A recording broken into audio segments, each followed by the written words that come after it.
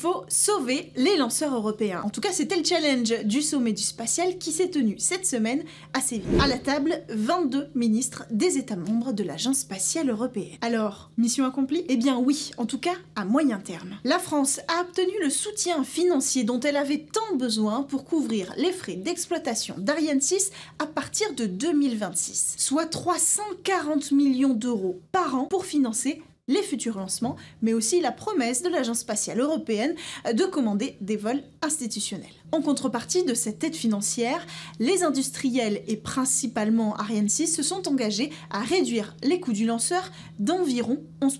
Deuxième gagnante, l'Allemagne. Elle a décroché l'ouverture à la concurrence et la compétition s'ouvrira officiellement d'ici une dizaine d'années, mais en réalité, elle a déjà commencé. L'Italie aussi est gagnante puisqu'elle a finalement obtenu le divorce de son industriel Avio qui conçoit les lanceurs Vega et Vega C avec Arianespace qui les commercialise. D'ailleurs, l'Italie et Avio obtiennent également une aide publique pour l'exploitation de Vega C. Si on résume, ça nous fait 3 vainqueurs, mais est-ce que l'Europe spatiale, elle, est vraiment sortie gagnante de cette semaine historique? À en croire les observateurs de ce grand moment, il n'est pas certain que les prochaines années aillent dans le sens de la coopération européenne.